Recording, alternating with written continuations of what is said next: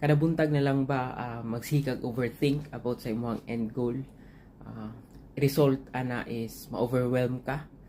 So makahunaw na ka aliyo pa ato pero karon naka tanaw ko og usa ka short video and then about sa horse og ang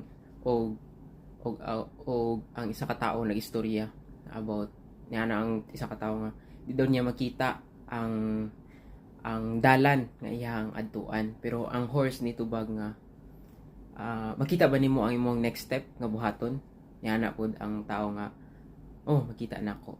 So focus dira sa imong next step. So kana na realize na ko nga kada adlaw instead na masikog overthink about sa end goal nako, mag-focus ko sa ako ang next step. Akong next step karon is mosulod sa klase, mo trabaho, and then mag-study. That's it.